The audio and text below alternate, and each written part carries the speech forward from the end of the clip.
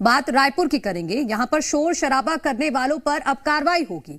Collector ने रायपुर जिले में चिन्हित इलाकों के 100 मीटर की सीमा को कोलाहल प्रतिबंधित क्षेत्र घोषित किया है।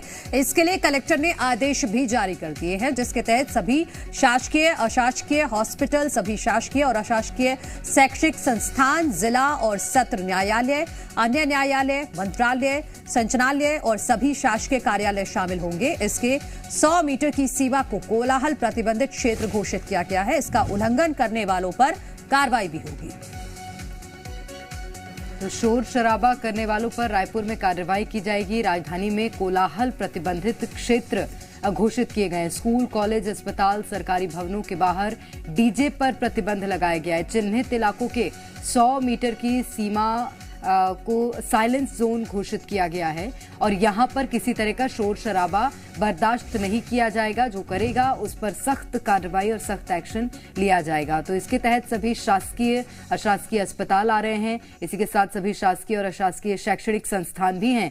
जिला और सत्र न्यायालय है और अन्य न्यायालय भी इसमें शामिल हैं। संचालनालय और सभी शासकीय कार्यालय इसमें शामिल हैं। इसके 100 मीटर की सीमा को कोलाहल प्रतिबंधित क्षेत्र घोषित किया गया है।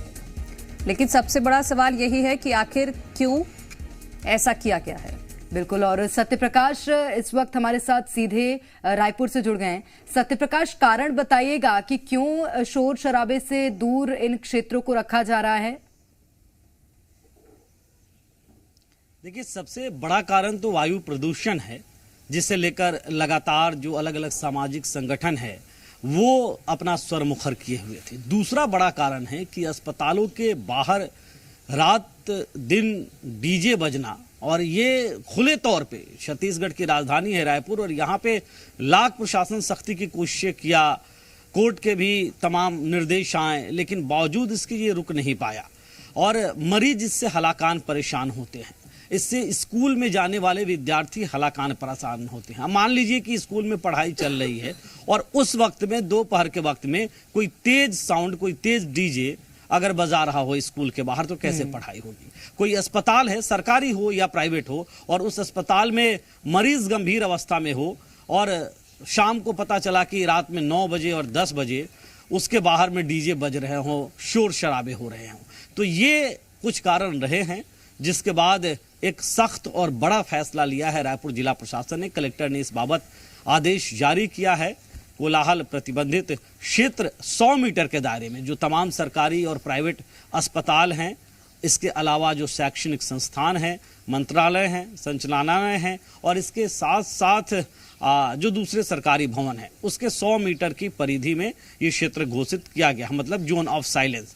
अगर इसका उल्लंघन होता है तो अब सख्ती से कार्रवाई भी होगी। देखिए, सबसे बड़ी चीज ये है कि अब शादियों का सीजन शुरू हो रहा है और विशेष तौर पे शादियों के सीजन में ही इस तरह की स्थिति दिखती है कि लोग तमाम नियमों को ताक पे रख के उन क्षेत्रों में भी बहुत शोर करते हैं जिन क्षेत्रों में नहीं किया जाना चाहिए, जैसे स्कूल, अस्पताल और दूसरी चीजें। अब शादियों का सीजन शुरू हो रहा है तो ये प्रशासन के लिए भी एक बड़ी चुनौती होगी कि जहां डीजे बज रहा है, कोलाहल हो रहा है, अगर प्रतिबंधित क्षेत्रों के आसपास, तो उसे रोका जाए। दूसरी तरफ अगर हम देखें तो अभी 3 दिसंबर को मतगणना होने वाला है। अब उसके बाद जो प्रत्याशी जीतेगा वो भी अपनी रैली निकालेगा, खूब डीजे बजाएगा, तो उसे भी रोकना एक बड़ी चुनौती होगी। लेकिन उस बीच में ये फैसला लेना ही अपने आप में काफी सराहनीय बात है, क्योंकि कई सारे लोग जो हैं वो मुखरता से इस बाबत आवाज उठा रहे थे, सामाजिक तौर पे जो जुड़े हुए हैं।